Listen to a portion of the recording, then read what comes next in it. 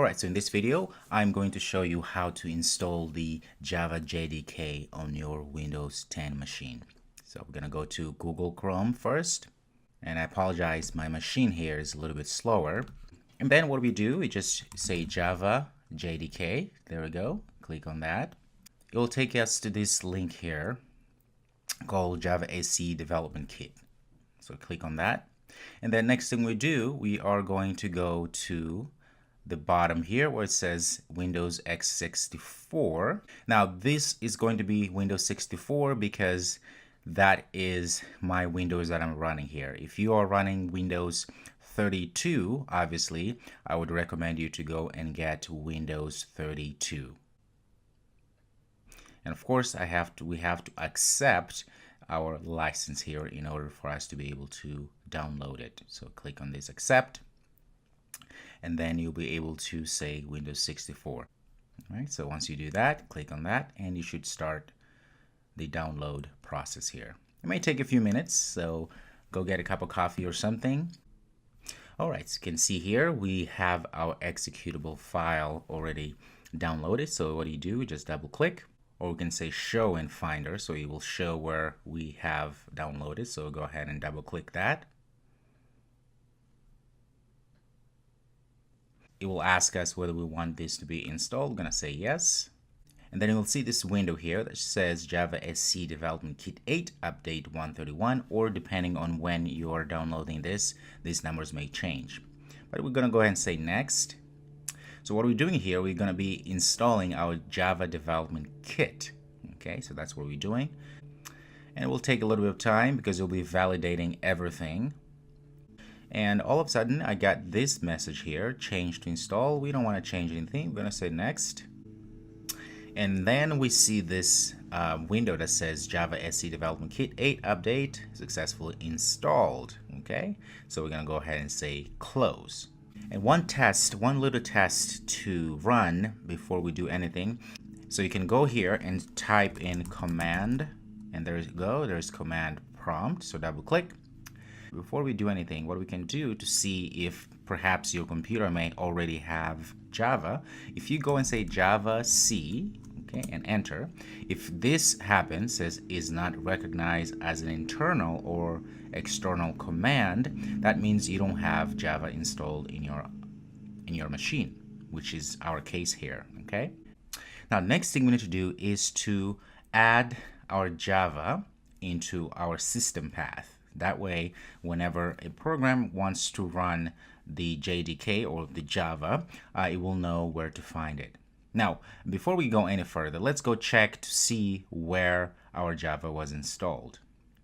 So let's open our folders here, right? So go to our folders, and what I need, and then we go to our local disk, of course, and then we go to our program files. Double click, and we should see our Java folder here. If you double click here, you see these two folders. One has GRE for Java Runtime Environment, and we have JDK for Java Development Kit. Okay, so if you click there, there's a lot of things inside here which you don't have to really know much about. Okay, but just know that the Java, JDK, and JRE come together, so they're all in our application, in our computer now, which is good. Next thing we need to do is to then, like I said, add the path to all of these libraries. Control panel, there we go. And you can reach control panel different ways, but I choose to search because it's the easiest. And then what do you need to go? Let's go to systems, like so. We go to system, and then we go to advanced system settings. And at the bottom here, you'll be able to see environment variable, and click on that as well. And this happens here, this pops up. So what we need to do first is at the bottom where it says system variable, we actually go and find where it says path, this path here where it says program data Oracle Java. This is very important. That's the path you want to click on. And you double click, another window will open. So what we need to do here is go ahead and add our path. So what we're going to do, we're going to say like that, and all of a sudden this will happen. So we'll have a place to where we can paste our Java JDK. So paste, So now we have this program file, Java JDK bin, right? And then we say OK. And we say OK. And before we get out of our system properties, I'm going to go back to our Windows here. Okay. Let's go back to where our Java is installed. So I'm going back to our Java folder. And now this time I'm going to click on JRE. So double click. I'm going to go inside of bin, remember, and then copy this path here as well. So we copy that and we go back to our Windows here, say System Advanced. We go to Environment Variables again. So essentially the same thing we did previously.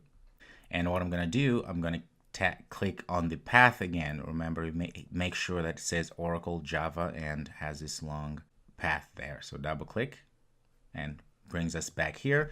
And we should already have this program files JDK here, which we added earlier. Now we're going to add a new one. So say new and just paste our new path, which should be JRE. Okay. So say OK and OK and OK. All right. So let's get rid of all of this. And what I like to do, right click inside of your desktop and say refresh. It's always a good idea to refresh everything. And then just to test to see if this actually worked, and we're going to go ahead and find our command prompt. Okay, so we're going to search, say command, and there we go, double click on that.